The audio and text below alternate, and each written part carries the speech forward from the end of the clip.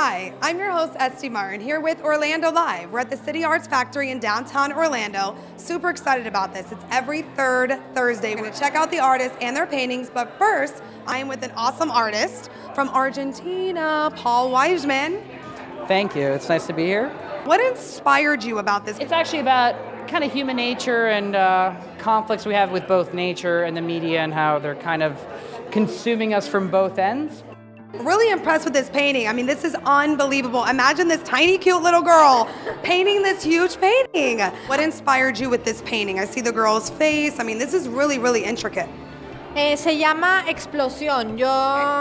Es algo triste, pero pues yo creo que es como un diario, es una biografía, todas mis pinturas. Oh, do you like Orlando? Are you excited to be here in the City Arts Factory? I'm so excited, and I love Orlando. I have a concept called Apertura. I've been working on it for about 3 years, and this is a photo. This is actually a photograph. Okay. I took this in Detroit, Michigan, and basically what I do is I take pictures of the fine details of architecture, and I make artwork out of them in order to draw people's attention to something that they may have never seen.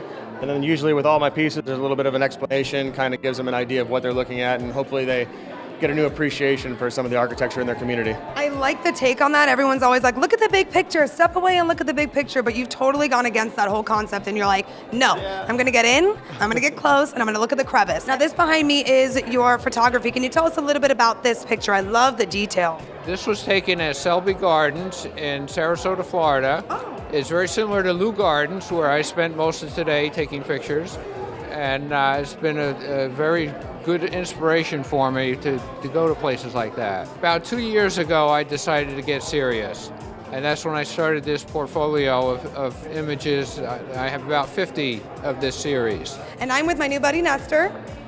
How do you do? Doing very well, and I know you're from Puerto Rico. I was pretty excited. It's Latin. Yes. Do you know it's Hispanic Heritage Month? Yes, I do. I want to focus on this one, okay? Because I found this so interesting.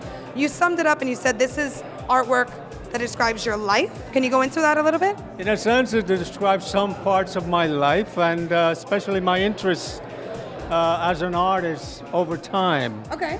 Okay, so it's a little mini history of myself and my interests, so-called. Oh, we have Mona Lisa. She's fabulous. What inspired you to put her there? That just shows my interest in art.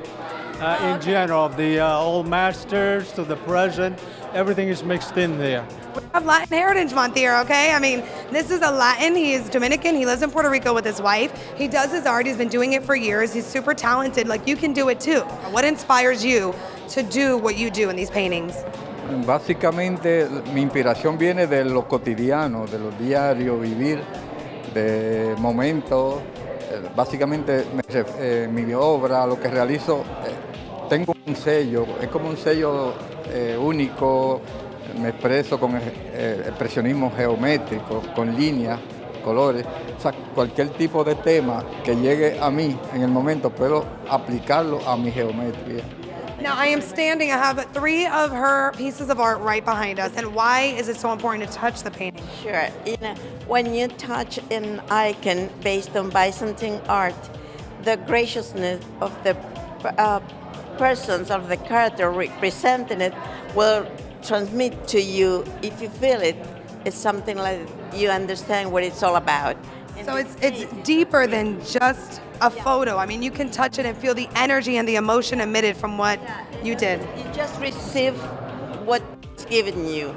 In this case, there are the 3 kings, and it's part of the nativity scene, you know. Because I was trying to showcase what I see as a quintessential, I guess, Dominican. And so this is my father, this is my mother. We're saying that the photos are just of different family members, and I think that's awesome that your family means that much to you. How long have you been doing art? Since I was a kid, but professionally for about 3 years now, where I started to exhibit. Okay, so Kaylin, we have 2 of your artworks here. I like the black and white. You know what I mean? Just very like right there, just simple and bold. Can you explain, number 1, maybe the inspiration of the colors? There is like elegance and simplicity. Right.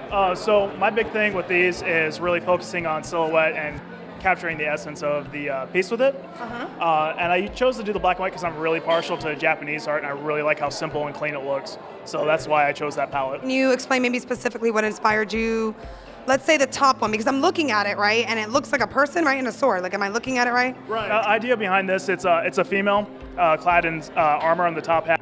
A really powerful gauntlet, really powerful stance, sword, everything like that. So it's really kind of about female empowering and stuff like that with what's kind of been happening with women's rights and everything like that. And you know, I'm totally about female empowering. You get that, right? Like, I am ridiculous. Like, I feel like we should have every single right that you have, and we're amazing. So thank you for that. Yeah, no problem. Every third Thursday, this is where we are. I mean, we're showcasing everything in Orlando, what there is in your backyard, and you can see it for yourself. Of course, right here in the Orlando City Arts Factory in downtown Orlando. It's Orlando Live. Keep Orlando awesome.